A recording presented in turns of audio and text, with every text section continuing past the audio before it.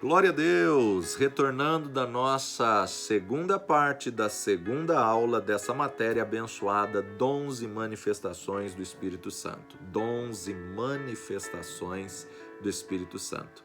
A importância de nós entendermos que as coisas naturais se entendem naturalmente, mas as coisas espirituais, elas se entendem espiritualmente, elas se discernem espiritualmente. Paulo está começando esse capítulo 12 de 1 Coríntios dizendo acerca das coisas espirituais, eu não quero, irmãos, que sejais ignorantes. Eu não quero que você não tenha conhecimento acerca disso. Você precisa ter conhecimento. E como lemos antes do intervalo, nós vimos aí do verso 1 ao 11, ele falando, há uma variedade de dons, mas o Espírito é o mesmo. Há uma variedade de ministérios, mas o Senhor, quem? Jesus é o mesmo. Há uma variedade de manifestações, mas dons motivacionais, quem opera é o Pai. O Pai, motivacionais, o Filho, ministeriais e o Espírito Santo, dons ou manifestações espirituais. Como também ele falou que a manifestação do Espírito é dada a cada um para o que for útil. Então, Paulo, falando sobre 5 coisas espirituais, ele começa falando sobre as 9 manifestações do Espírito. 9 manifestações do Espírito. Só que a partir do verso 12, Paulo começa a falar também sobre uma grande importância de uma coisa espiritual, que é o corpo de Cristo. Ele é o cabeça, nós somos membros do seu corpo. Membro do corpo, por isso que não existe membra. Não existe membro, eu sou membra. Não existe membra do corpo, somos membros. Todos nós somos membros do corpo de Cristo. E olha só que interessante que Paulo vai falar essa metáfora, esse paralelo, né? Essa explicação sobre o corpo de Cristo de uma maneira espiritual. 1 Coríntios 12, 12 até o 27. A unidade dos membros do corpo. Porque assim como o corpo é um e tem muitos membros, e todos os membros sendo muitos, são um só corpo, assim é Cristo também. Pois todos nós fomos batizados em um Espírito, formando um corpo. Quer judeus, quer gregos, quer servos, quer livres, todos temos bebido de um mesmo Espírito. Porque também todo o corpo não é um só membro, mas muitos. Se o pé disser, porque não sou mão, não sou do corpo, não será por isso do corpo? Se a orelha disser, porque eu não sou olho, não sou do corpo, não será por isso do corpo? Se todo o corpo fosse olho, onde estaria o ouvido? E se todo o corpo fosse ouvido, onde estaria o olfato? Mas agora Deus colocou os membros no corpo, cada um como ele quis. Os dons do Espírito, o Espírito Santo deu a cada um como ele quer. Agora Deus colocou você como membro do corpo, uma utilidade. Os braços estende para abraçar, para acolher, as mãos para dar, para cumprimentar, os pés para andar, os olhos para ver, ouvido para ouvir e a boca para falar. Deus colocou os membros no corpo, cada um como ele quis. Se todos fossem um só membro, onde estaria o corpo? Agora, pois, há muitos membros, mas um corpo. E o olho não pode dizer à mão, não tenho necessidade de ti. Presta atenção nisso, e nem ainda a cabeça pode dizer aos pés, não tenho necessidade de vós. Espera aí, ele está falando sobre o corpo de Cristo. Quem é o cabeça do corpo de Cristo? Jesus. Então Jesus jamais vai dizer a um membro do corpo, eu não necessito de ti. Antes, os membros do corpo que parecem ser os mais fracos são necessários. E os que reputamos serem menos honrosos no corpo, a esses honramos muito mais. E aos que em nós são menos decorosos, damos muito mais honra. Porque os que em nós são mais honestos não têm necessidade disto. Mas Deus assim formou o corpo, dando muito mais honra ao que tinha falta dela, para que não haja divisão no corpo, mas antes tenham membros igual cuidado uns dos outros, de maneira que se um membro padece, todos os membros padecem com ele. E se um membro é honrado, todos os membros se regozijam com ele. Ora, vós sois o corpo de Cristo e seus membros em particular. Cada membro, cada órgão do corpo tem a sua função. O coração, ele bombeia o sangue, mas se o rim não filtrar o sangue direito, o coração vai bombear o sangue contaminado. O fígado tem a sua função, e se o fígado padece, todo o corpo padece. Se o coração tem um problema, todo o corpo sente. Então, cada membro do corpo tem a sua função. Paulo está fazendo esse paralelo espiritual. E a orelha não pode dizer ao corpo, porque eu não sou olho, eu não sou do corpo. Porque se a orelha quiser ser olho, primeiro, ela vai deixar um olho de enxergar e vai deixar o corpo sem ouvir. Se um olho quiser vir para a orelha, ele vai deixar o corpo cego ou estrábico, um de um lado e outro um olha para frente, outro olha para o lado. E além de ele ficar cego, sem uma visão, sem um foco, ele também vai ficar surdo. Então há uma utilidade de cada membro no corpo. E nós precisamos entender que precisamos uns dos outros. Necessitamos da unidade do corpo. Essa importância de entendermos que somos membros do corpo de Cristo.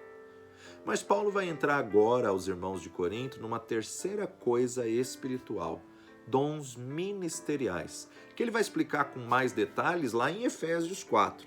Mas aos irmãos de Corinto, ele vai dizer dos versos 28 a 31. E a uns, pois Deus, preste atenção, agora não é mais o Espírito Santo que dá a cada um como quer. Pois Deus na igreja, primeiramente apóstolos. Por quê? Porque apóstolo dá fundamento, apóstolo dá base, dá alicerce. Para você construir uma casa, você não começa de cima para baixo, você tem que começar de baixo para cima, você tem que pôr o alicerce primeiro, o fundamento primeiro. A uns, pois Deus na igreja, primeiramente apóstolos. Segundo lugar, profetas. Depois, doutores. Veja que ele não usa a ordem de Efésios 4, 10 e 11. Apóstolo, profeta, evangelista, pastor e mestre. Porque ele está falando sobre a atuação no corpo da igreja. Apóstolos, primeiramente. Segundo lugar, profetas. Depois, doutores. Depois ele fala sobre manifestações. Depois, milagres, dons de curar, socorros, governos e variedades de línguas. Aí ele mistura as manifestações. Só que ele faz uma pergunta muito importante. São todos apóstolos? Claro que não. São todos profetas? Claro que não. São todos doutores? Não. São todos operadores de milagres? Não. Têm todos os dons de curar? Não. Falam todos diversas línguas? Não. Interpretam todos? Não. Portanto, procurai com zelo os melhores dons e eu vos mostrarei um caminho ainda mais excelente. A uns, pois Deus na igreja. Ele mesmo, quem? Jesus Cristo, que subiu, se é o que senão antes tinha descido às partes mais baixas da terra, deu dons aos homens. A uns ele deu para apóstolos, a outros ele deu para profetas, a outro ele deu para evangelistas, a outro ele deu para pastores e a outros ele deu para mestres. Ele não vai monopolizar os 5 ministérios em uma pessoa, porque tem o corpo. Então um é apóstolo, e o apóstolo tem que andar junto com o profeta, unidade. O profeta tem uma revelação e o apóstolo vê o fundamento. Evangelista vai à frente, na mão ministerial você vê que o evangelista se destaca na frente, porque ele vai abrindo caminho, ele vai abrindo frentes ministeriais, ele vai pegando materiais de construção para edificar pedras preciosas, pedras vivas. Então, na verdade, aqui a gente vê a necessidade dos 5 ministérios. Apóstolo é o único que ministra de frente em todos. Toca de frente. Tenta tocar de frente os outros dedos. Não dá. Mas o profeta é aquele que dá direção. O evangelista é aquele que vai à frente. Pastor é aquele que tem uma aliança com o rebanho. E mestre é aquele que entra nos mínimos detalhes. Agora, Isaías fala que o governo estará sobre os seus ombros. Porque um menino nos nasceu, um filho se nos deu, e o governo estará sobre os seus ombros. Ombro tem que ser horizontal. Apóstolo, profeta, evangelista, pastor e mestre, não há hierarquia, é horizontal.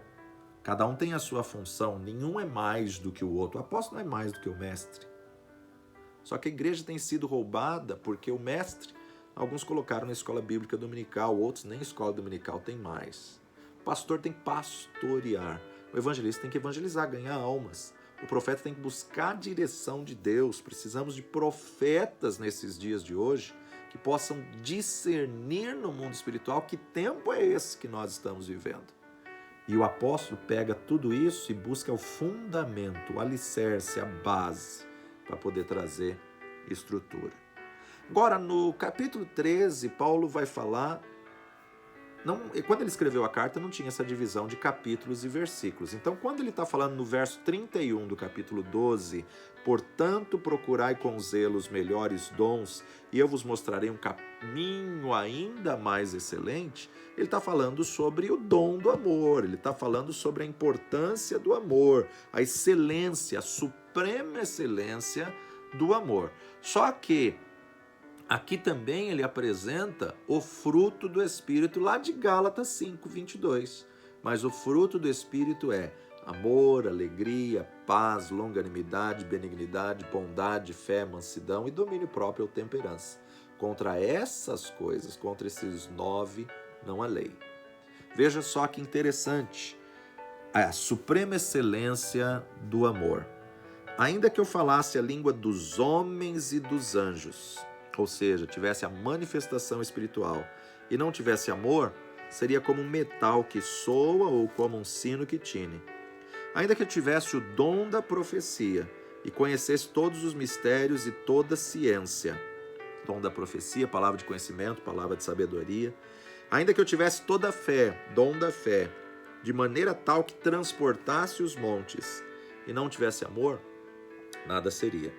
Ainda que eu distribuísse toda a minha fortuna para sustento dos pobres, e ainda que eu entregasse o meu corpo para ser queimado, se não tivesse amor, nada disso me aproveitaria. O amor é sofredor, o amor é benigno, o amor não é invejoso, o amor não trata com leviandade, o amor não se ensoberbece, o amor não se porta com indecência. O amor não busca os seus interesses, não se irrita, não suspeita mal, não folga com a injustiça, mas folga com a verdade. Tudo sofre, tudo crê, tudo espera, tudo suporta.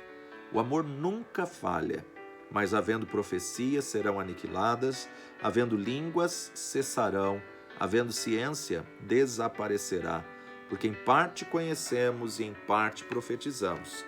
Quando vier o que é perfeito, então o que o é em parte será aniquilado. Quando eu era menino, falava como menino, sentia como menino, discorria como menino, mas logo que cheguei a ser homem, acabei com as coisas de menino.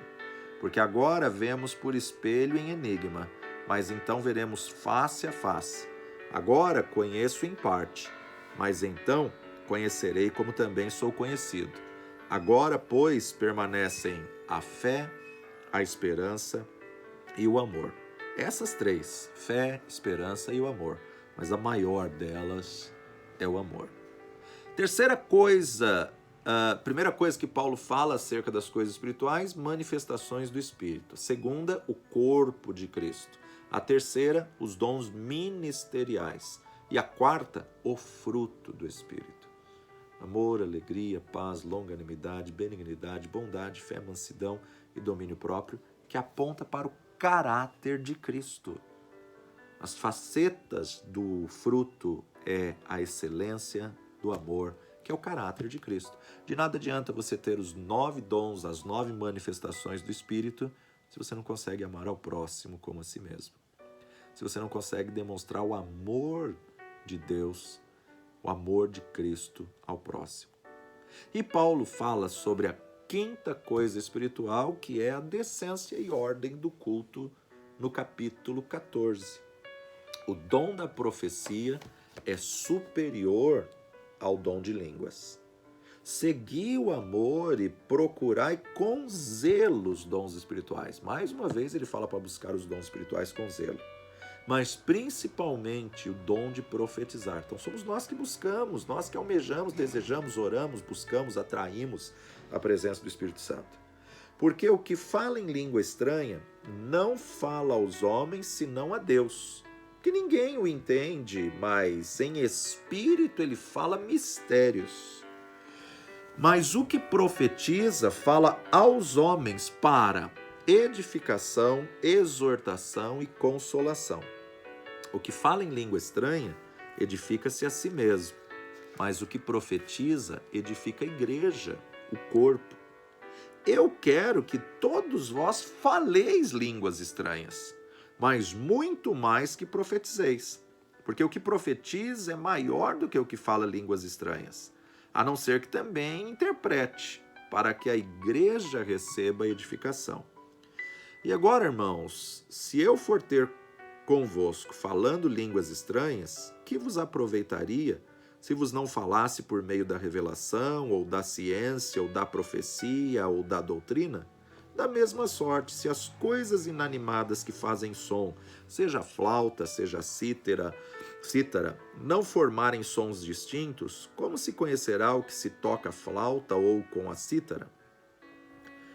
Porque se a trombeta der o sonido incerto, quem se preparará para a batalha? Assim também vós, se com a língua não pronunciares palavras bem inteligíveis, como se entenderá o que se diz? Porque estareis como que falando ao ar. Há, por exemplo, tantas espécies de vozes no mundo, e nenhuma delas é sem significação. Mas se eu ignorar o sentido da voz, serei bárbaro para com a quem falo, e o que fala será bárbaro para mim. Assim também vós, como desejais dons espirituais, procurais sobejar neles para a edificação da igreja. Pelo que o que fala língua estranha, ore para que a possa interpretar. Porque se eu orar em língua estranha, o meu espírito ora bem, mas o meu entendimento fica sem fruto. Que farei, pois? Orarei com o espírito, mas também orarei com o entendimento. Cantarei com o espírito, mas também cantarei com o entendimento. De outra maneira, se tu bendisseres com o espírito, como dirá o que ocupa o lugar do indouto o amém sobre a tua ação de graças, visto que não sabes o que dizes? Porque realmente tu dás bem as graças, mas o outro não é edificado. Dou graças ao meu Deus, porque falo mais línguas do que vós todos. Todavia, eu antes quero falar na igreja 5 palavras na minha própria inteligência, para que possa também instruir a outros, do que 10.000 palavras em língua desconhecida. Irmãos, não sejais meninos no entendimento, mas sede meninos na malícia e adultos no entendimento. Está escrito na lei, por gente de outras línguas e por outros lábios, falarei a esse povo e ainda assim me não ouvirão, diz o Senhor. De sorte que as línguas são um sinal não para os fiéis, mas para os infiéis. E a profecia não é sinal para os infiéis, mas para os fiéis. Se, pois, toda a igreja se congregar num lugar e todos falarem línguas estranhas e entrarem indoutos ou infiéis, como dirão porventura que estáis loucos? Mas se todos profetizarem e algum indouto ou infiel entrar, de todos é convencido e de todos é julgado. Os segredos do seu coração ficarão manifestos, e assim, lançando-se sobre o seu rosto, adorará a Deus, publicando que Deus está verdadeiramente entre vós. A necessidade da ordem de culto. Que fareis, pois, irmãos? Quando vos ajuntais, cada um de vós tem salmo, tem doutrina, tem revelação, tem língua, tem interpretação, faça-se tudo para a edificação. E se alguém falar língua estranha, faça-se isso por 2 ou quando muito por 3, e por sua vez e haja intérprete. Mas se não houver intérprete, esteja calado na igreja e fale consigo mesmo e com Deus, e falem 2 ou 3 profetas, e os outros julguem. Mas, se o outro que estiver assentado for revelado alguma coisa, cale-se o primeiro, porque todos podereis profetizar uns depois dos outros, para que todos aprendam e todos sejam consolados. E os espíritos dos profetas estão sujeitos aos profetas, porque Deus não é Deus de confusão, senão de paz, como em todas as igrejas dos santos. As mulheres estejam caladas na igreja, porque lhes não é permitido falar, mas estejam sujeitas, como também ordena a lei. E se querem aprender alguma coisa, interroguem em casa seus próprios maridos, porque é indecente que as mulheres falem na igreja. Porventura saiu dentre vós a palavra de Deus, ou veio ela somente para vós? Se alguém cuida ser profeta ou espiritual, reconheça que as coisas que vos escrevo são mandamentos do Senhor. Mas se alguém ignora isso, que ignore. Portanto, irmãos, procurai com zelo profetizar e não proibais o falar em línguas, mas faça-se tudo decentemente e com ordem. A ordem de culto, a organização, ela é muito importante e muito espiritual. O reino espiritual, ele é organizado. E aqui uma grande questão do que Paulo coloca é a briga acerca da mulher estar calada na igreja. O que precisamos entender é justamente todo o contexto do que Paulo está escrevendo à igreja de Corinto. Em primeiro lugar, Corinto não permitia que a mulher cultuasse. Corinto não queria que a mulher entrasse ao menos na sinagoga, tivesse o direito de prestar o seu culto a Deus. Paulo luta para colocar essa mulher para dentro da casa do Senhor. E quando essa mulher é colocada para dentro da casa, para dentro da sinagoga, ela começa a ver coisas, objetos na estrutura, na arquitetura da casa, e ela ficava questionando: o que é isto? O que é aquilo? O que é aquilo outro? Olha, a mulher esteja calada na igreja. Se ela tem dúvida, pergunte seu marido em casa, porque o homem estava ali sempre cultuou, sempre frequentou ali a sinagoga. Então esse é o primeiro ponto do que Paulo está dizendo acerca da mulher estar calada. Segundo ponto, Paulo mostra uma hierarquia ministerial de qualquer ministério feminino estar submisso a um ministério masculino. Isso não é machismo, mas é a hierarquia apresentada: a mulher seja submisso ao marido e o marido submisso a Cristo. Muitas pessoas se focam só na mulher esteja submissa ao marido e esquecem que a cobrança maior é o marido estar submisso a Cristo. Porque se o homem amar a mulher como Cristo amou a igreja, com certeza ela vai ter prazer em submeter-se. Mas um outro ponto que é muito importante que Paulo nos traz aqui: a mulher esteja calada porque não lhes é permitido falar, é porque Paulo não queria quebrar esse princípio de autoridade da mulher mandar no homem. Ou seja, como que ele vai ser o cabeça se a mulher vai sobrepor a ele e mandar nele? Então Paulo apresenta aqui, não se esqueça, ele está falando das manifestações dos dons do Espírito, ele está falando sobre a variedade de membros no corpo, e depois que ele fala da variedade de membros no corpo, ele fala sobre a supremacia do amor e liga isso à ordem de culto. Então nós precisamos entender todas essas 5 coisas espirituais, e como ele começa o capítulo 12 acerca dos dons espirituais, irmãos, não quero que sejais ignorantes. Vós bem sabeis que eres gentios, levados aos ídolos mudos, conforme éreis guiados. Então não podemos ser ignorantes ou mal informados acerca dos dons espirituais. Deus nunca abençoou e nunca aceitou ignorância, falta de conhecimento. Isso é uma decisão que você tem que tomar. Buscar conhecimento é uma atitude tua. Está aberto, disponível a todo mundo, mas cada um busca aquilo que decide.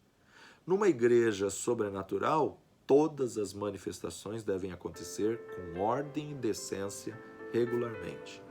O diabo falsifica a obra de Deus e por essa razão nós temos que ter conhecimento da verdade para ter condições de julgar e julgar com sabedoria.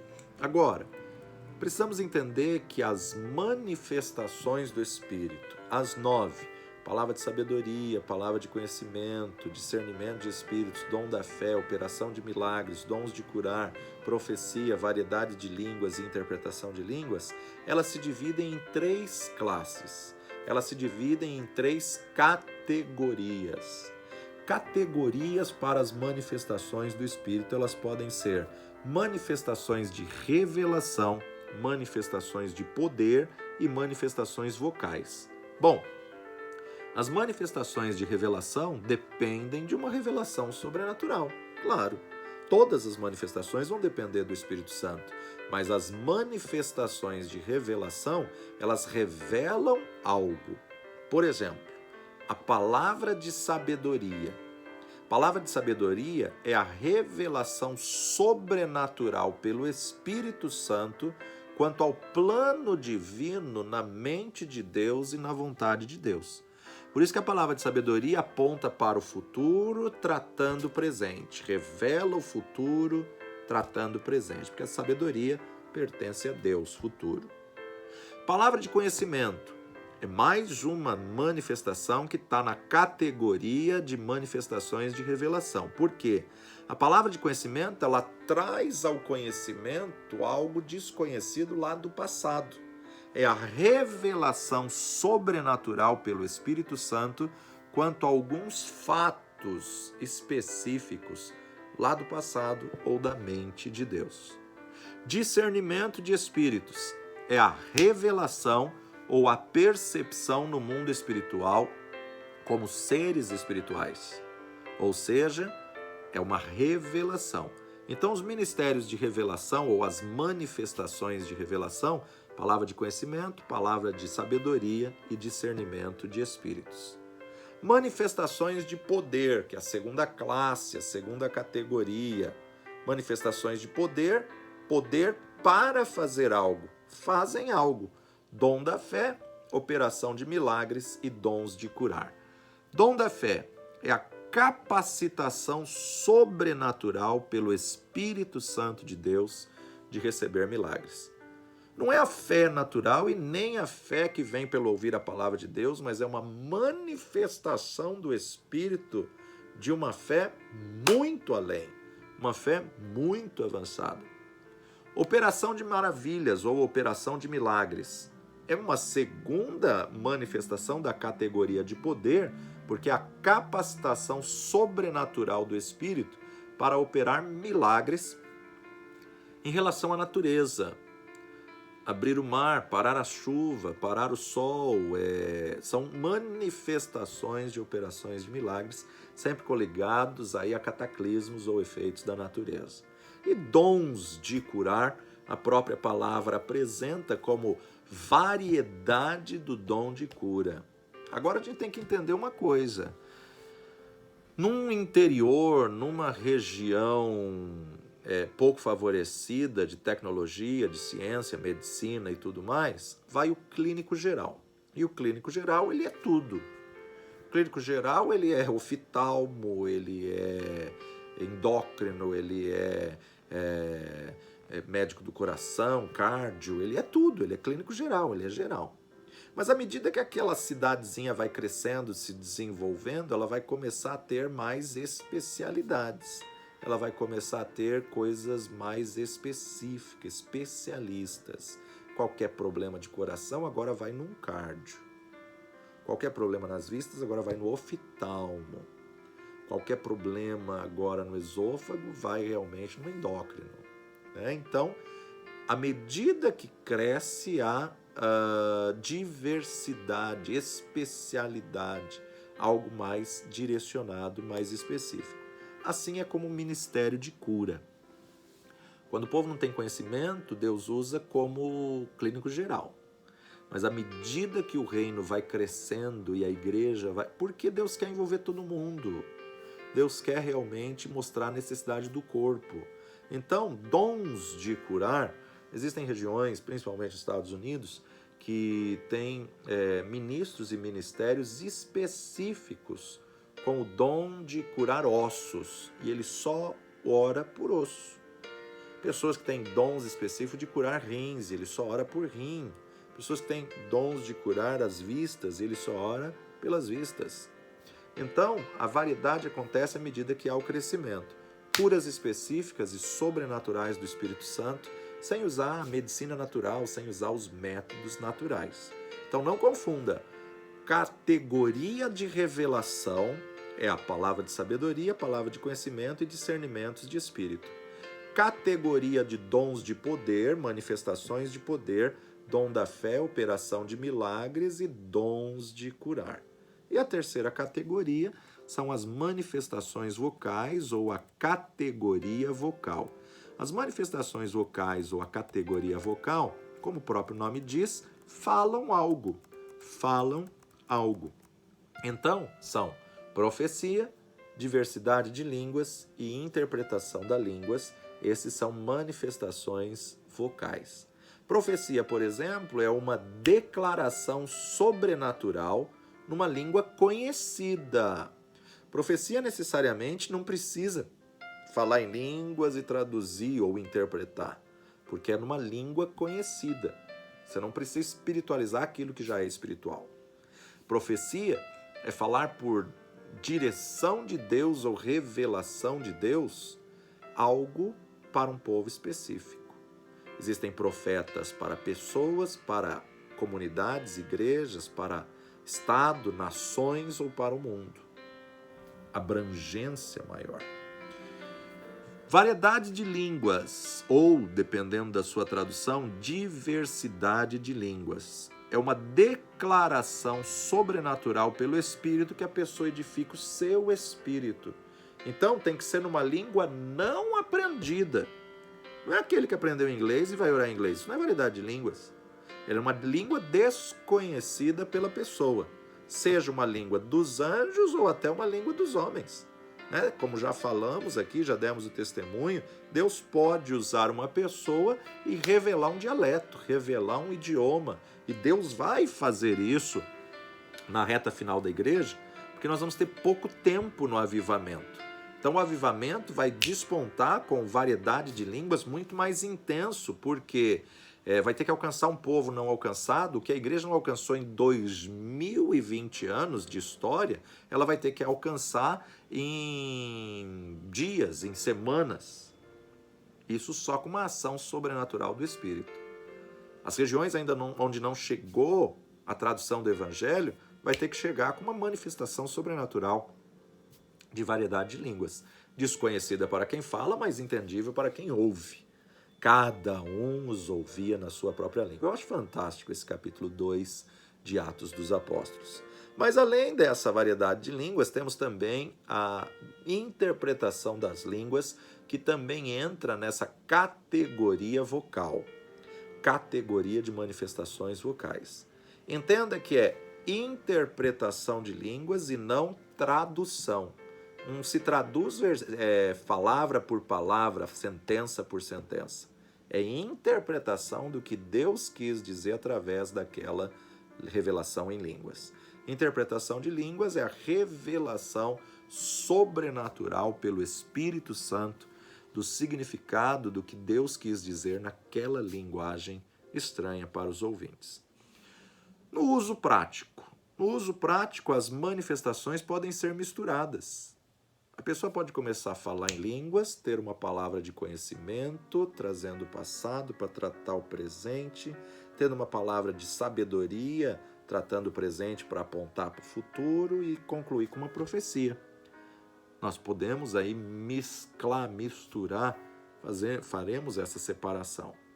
E temos que entender que na prática tudo isso é dado para o que for útil. Na prática, você tem que entender essa variedade. Para cada aspecto do Espírito Santo, Satanás tem uma falsificação. Para cada manifestação do Espírito Santo, o diabo quer falsificar. A palavra de conhecimento, por exemplo, ela vai revelar algo lá do passado para tratar o presente. que o diabo pode falsificar como um espírito de adivinhação. Então, para cada manifestação, o diabo vai tentar falsificar. Agora, essas manifestações e esses aspectos do espírito não são talentos ou habilidades naturais. Tem gente que tem habilidade de falar idiomas, não significa que ele tem dom de línguas, não significa que ele tenha variedade de línguas. Ele tem uma habilidade ou um talento para idiomas, é diferente da manifestação do espírito da variedade de línguas. É totalmente diferente, não tem nada a ver com a capacidade natural. E temos que entender que no uso prático são coisas do espírito com propósito final, com fim proveitoso para transformar o mundo. O dom do espírito é dado com fim proveitoso de salvação, com fim proveitoso de trazer a pessoa para perto, para o relacionamento, revelar o que estava oculto para poder manifestar aí a glória de Deus e transformar a vida da pessoa e transformar o mundo. Entendendo que nenhuma manifestação do Espírito vai envergonhar ninguém. Deus não quer envergonhar. Mesmo que Deus revele o pecado de alguém, ou o Senhor vai falar coletivo, ou então a pessoa tem que buscar a pessoa a quem Deus mostrou individual. Como assim? No coletivo, dentro de um culto, numa igreja, olha, o Senhor me mostra que tem alguém aqui que está no pecado do adultério. Deus ama a tua vida e o plano de Deus é o teu casamento. O Senhor está te pedindo que se arrependa. Pronto. Mesmo que Deus revele a pessoa que é, eu não tenho o direito de expor, de envergonhar, de apontar e de julgar. Colocamos como pecado de adultério, mas pode ser qualquer outro pecado. Jamais o dom do Espírito vai ser usado para envergonhar ou julgar alguém. Deus fala, mas quem convence é o Espírito Santo de Deus do pecado, do juízo e da justiça. Jamais o Espírito Santo vai envergonhar. Quando Jesus evidenciou a mulher do fluxo de sangue, não era para envergonhá-la de maneira nenhuma. Era para mostrar àquelas pessoas que ela estava curada, mas para fazer uma cura interior. Imagina, 12 anos em isolamento social, 12 anos reclusa, 12 anos que ela não podia visitar ninguém e ninguém podia visitá-la, 12 anos que ela não podia entrar na casa de ninguém, sentar em nenhuma cadeira, 12 anos sem poder ir à sinagoga, sem poder cultuar. Essa mulher já estava estigmatizada, aquela é a pecadora hemorrágica, aquela é a mulher do fluxo, aquela mulher estava estigmatizada.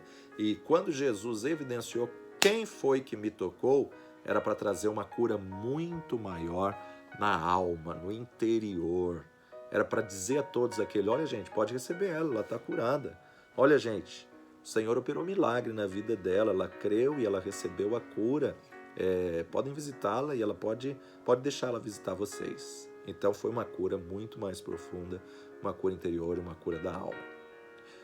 Vamos agradecer ao Senhor e amanhã tem mais, a gente continua essa matéria. Amanhã nós estaremos falando sobre as manifestações de revelação.